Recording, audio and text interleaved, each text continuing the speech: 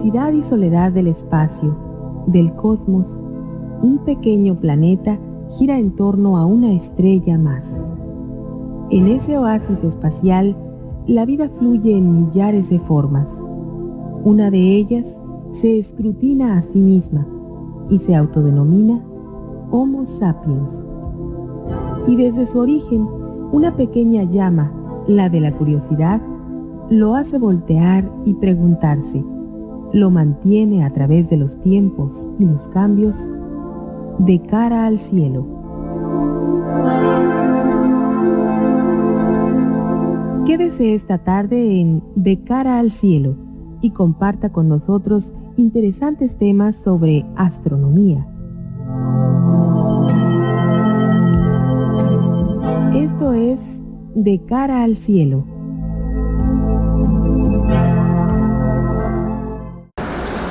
Hola, mi nombre es Gilberto Gómez. Vengo del Centro de Radioastronomía de la UNAM en Morelia.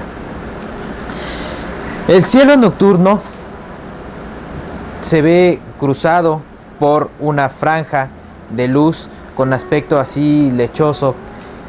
Los que crecieron fuera de las ciudades grandes lo reconocen como la Vía Láctea. Y hay miles de historias desde la antigüedad de cómo fue que se formó la Vía Láctea.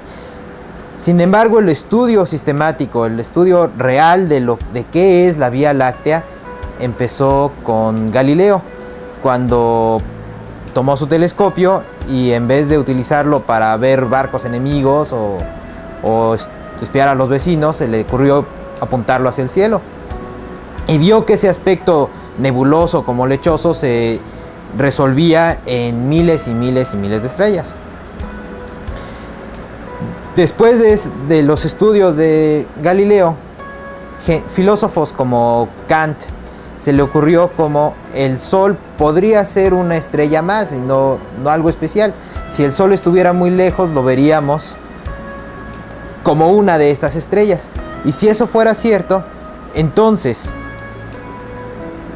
el aspecto de franja sobre el cielo que tiene la Vía Láctea podría ser interpretado como una distribución aplanada, como un disco, y el Sol sería nada más una estrella más.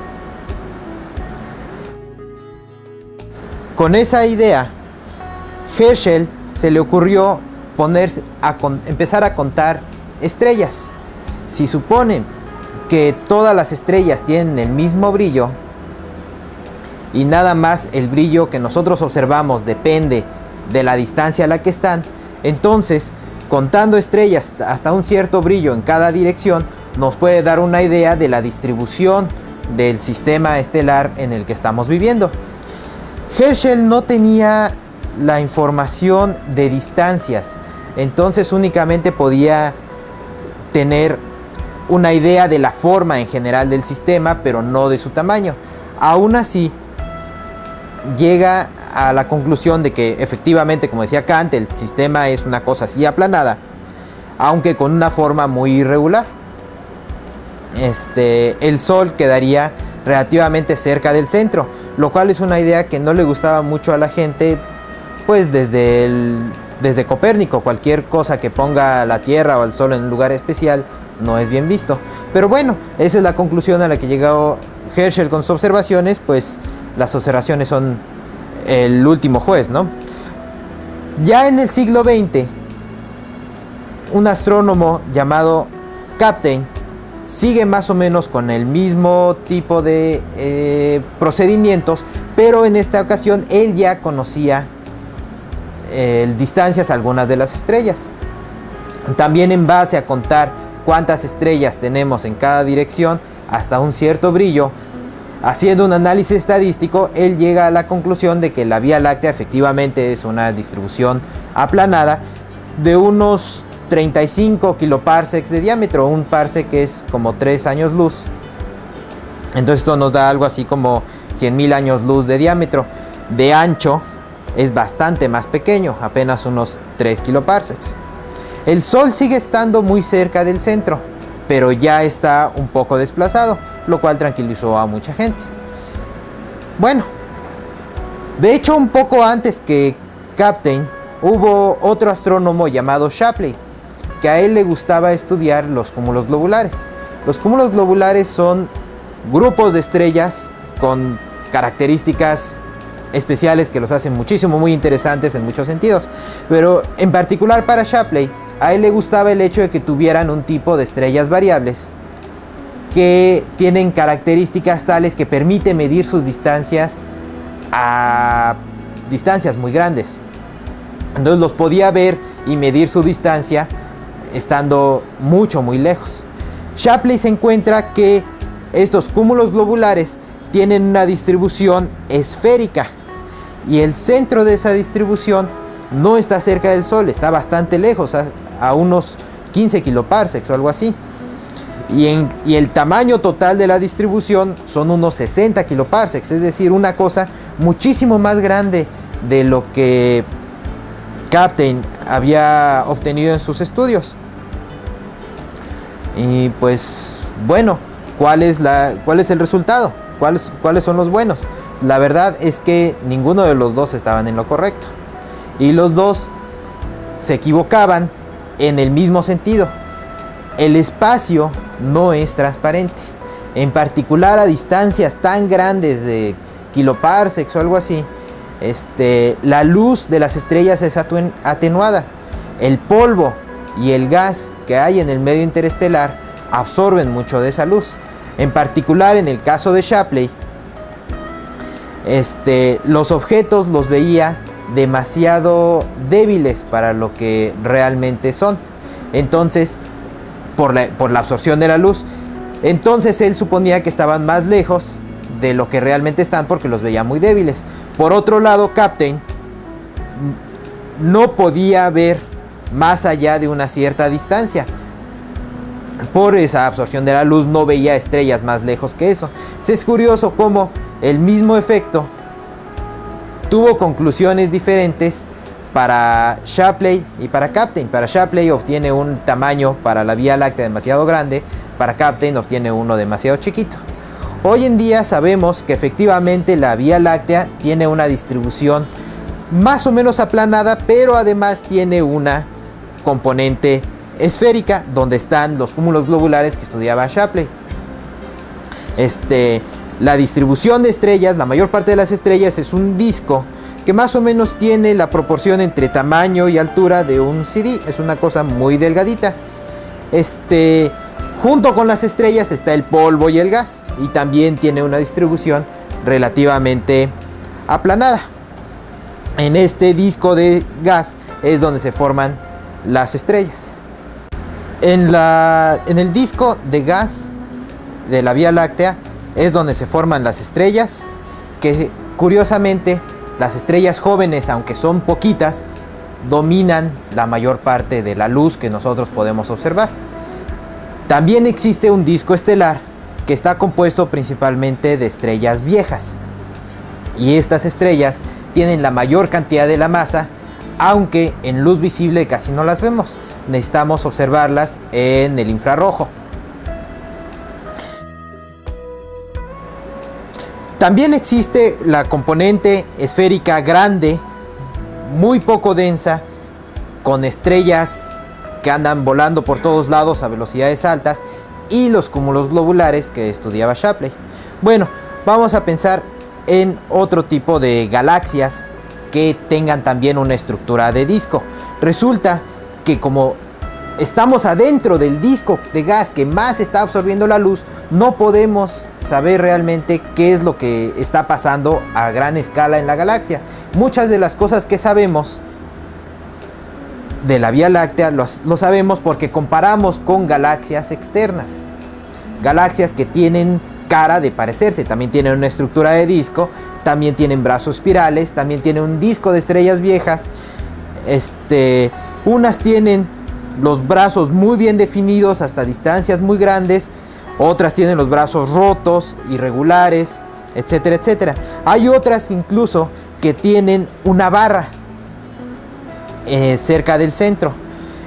Una cosa común de todas estas galaxias es que los brazos espirales están dominados por la luz de los brazos espirales están dominados por estrellas jóvenes. Tenemos una cantidad muy grande de formación estelar en la posición donde están los brazos espirales. También hay galaxias que tienen formas muy raras, irregulares, que tienen mucho gas o que tienen muy poquito gas, pero de esas no vamos a hablar mucho ahorita. Entonces, ¿qué tipo de galaxia es la Vía Láctea? Bueno, de nuevo, el gas nos tapa la luz, nos cuesta mucho trabajo observarlo, pero podemos hacer observaciones en otras frecuencias, por ejemplo en radio. Resulta que en radiofrecuencias el polvo y el gas es básicamente transparente, entonces podemos ver hasta distancias muchísimo más grandes. En particular hay una transición que tiene una longitud de onda de 21 centímetros que es muy útil para estudiar la estructura de la galaxia, porque podemos medir distancias a el gas que está emitiendo esto hasta muy lejos. El problema es que aunque podemos medirlo muy lejos, las incertidumbres en la distancia no son muy buenas. Entonces eso ha generado que los mapas que podemos generar no son pues lo más claro.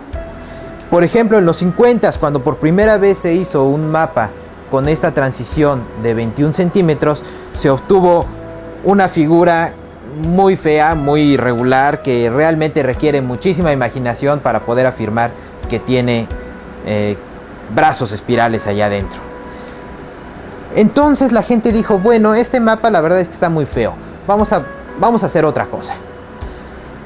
Comparando con galaxias externas y dándose cuenta que la luz de los brazos espirales está dominado por estrellas jóvenes, podemos, por ejemplo, estudiar los lugares donde se forman las estrellas cerca del Sol, lugares donde lugares de formación estelar relativamente cerca. De nuevo, el gas no nos deja ver demasiado lejos, solo podemos ver un par de kiloparsecs, 3 a lo más, alrededor del Sol, pero eso es suficiente para ver cómo esas regiones de formación estelar se amontonan en 3 bandas cerca del Sol. Eso fue la primera evidencia fuerte, importante, de que la Vía Láctea realmente tiene una estructura espiral, en base a estudiar las asociaciones de estrellas O, estrellas B, regiones de gas ionizado y las nubes de gas molecular donde están formando las estrellas, y darse cuenta cómo se amontonan en 3 bandas cerca del Sol. Bueno, pero eso es nada más cerca del Sol. ¿Podemos hacer algo a escalas más grandes? Bueno, con el advenimiento de observaciones en el infrarrojo, no nada más en el visible, la gente se dio cuenta que aunque la mayor parte de la luz de los brazos espirales viene de estrellas jóvenes, viene en luz visible, también las estrellas viejas se amontonan un poquito en los brazos espirales. No es tan prominente, no es tan claro, pero también se puede ver. Entonces, la gente empezó a hacer mapas en el infrarrojo lejano, donde las estrellas viejas emiten la mayor parte de su luz, y haciendo un mapa del cielo, ven que también está la banda, pero la banda de luz a través del cielo, pero también hay regiones donde se acumula un poco más la luz que en otras. Entonces, la gente hizo el ejercicio. Supongamos que tenemos un disco y a ese le dibujamos unos brazos espirales. Y suponemos un astrónomo adentro de ese disco. ¿Cómo se vería el cielo? ¿Cómo se vería su cielo en el infrarrojo lejano? Entonces, hacen un mapa imaginario del cielo para este astrónomo y lo comparan con el mapa que estaban obteniendo en las observaciones infrarrojas de veras. Y pues no se parece nada, entonces cambian la posición del observador, cambian la posición de los brazos espirales, los ponen más grandotes, más chiquitos, más delgados, etcétera, etcétera, y así cambian muchas cosas hasta que el mapa imaginario se parece al mapa de veras. Y si son suficientemente parecidos, podemos suponer que el mapa de donde sacamos la distribución original de brazos espirales y la distribución de estrellas sea semejante a la realidad. Entonces, empezamos con un modelo imaginario, ponemos un observador adentro y reconstruimos cómo se vería su cielo. Lo comparamos con observaciones reales y si son suficientemente parecidos, podemos suponer que la distribución real de estrellas y gas se va a parecer al modelo que pusimos originalmente. Hace menos de una semana, un equipo del observatorio Spitzer, del observatorio espacial Spitzer, que trabaja en el infrarrojo, hicieron precisamente ese ejercicio y generaron una imagen de cómo debería verse la Vía Láctea. Podemos ver que la Vía Láctea está dominada por dos brazos espirales y tiene otros dos brazos bastante más pequeños. La Vía Láctea definitivamente tiene una barra relativamente grande de unos 7 kiloparsecs de tamaño.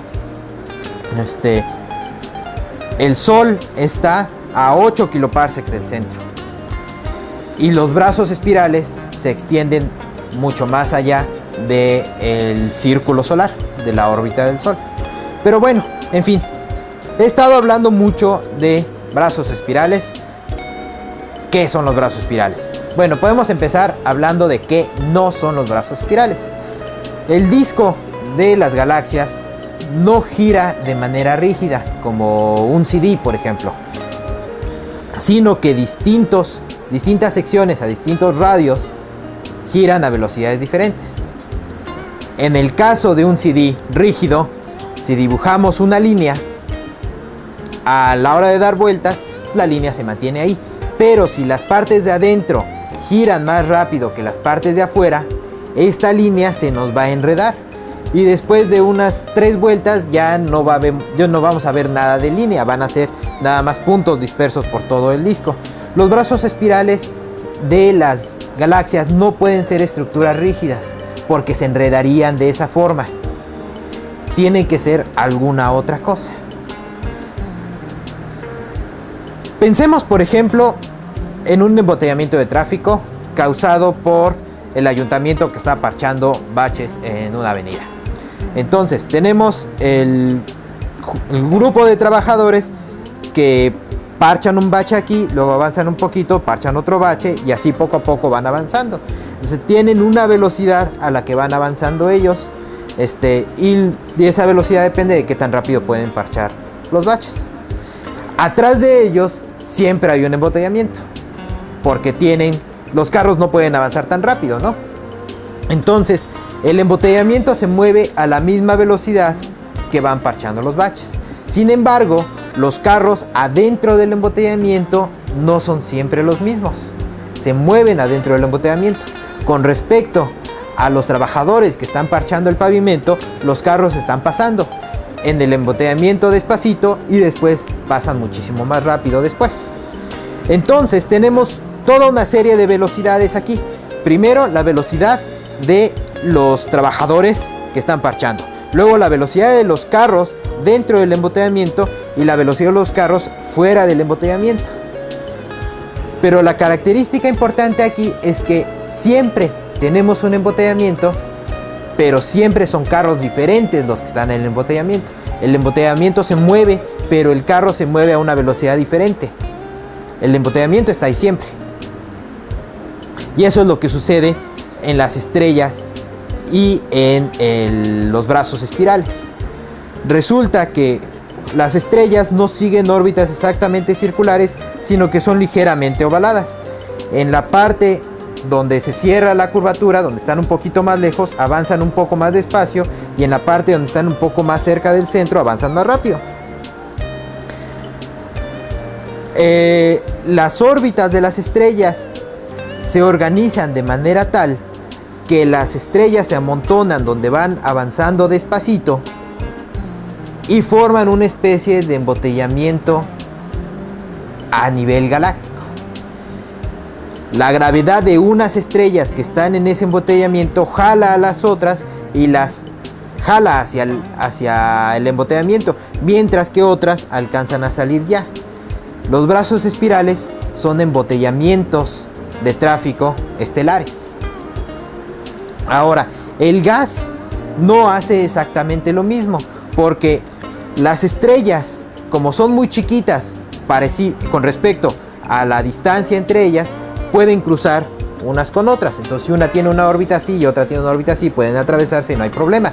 Pero el gas no puede hacer eso. Entonces, la forma en que el gas responde a este embotellamiento no es igual a la forma en que las estrellas responden a este embotellamiento. Esto es muy evidente cuando observamos fotografías de, por ejemplo, M51, una galaxia de disco muy parecida a la Vía Láctea. Si lo vemos en el visible y lo vemos en el infrarrojo, estamos viendo gas, estrellas jóvenes y estrellas viejas. Y vemos que aunque los brazos en el infrarrojo son muy suavecitos y muy alargados, muy bien definidos, en el visible están rotos, tienen secciones rectas, se parten en dos, etcétera, etcétera. Pero la reacción que está teniendo el gas a este embotellamiento es también amontonarse de una manera semejante a la de las estrellas, pero este amontonamiento lo que genera es un incremento sustancial en la tasa de formación estelar. Por eso, en los brazos espirales, en luz visible, vemos principalmente estrellas jóvenes, porque los brazos espirales son lugares donde se está amontonando el gas y está formando nuevas estrellas. El Sol está muy cerca de un brazo llamado el brazo de Orión. Por eso, en los estudios de los que hablábamos al principio, de Herschel y de Kapteyn, no podían ver demasiado lejos. El gas amontonado en el brazo espiral no les permitía ver más allá de ese brazo. Sin embargo, cuando vemos fuera del plano, como hizo Shapley, no nos estorban los brazos espirales y podemos llegar a ver bastante más lejos. Bueno, espero que el tema les haya sido interesante. Mi nombre es Gilberto Gómez y nos vemos en una ocasión próxima.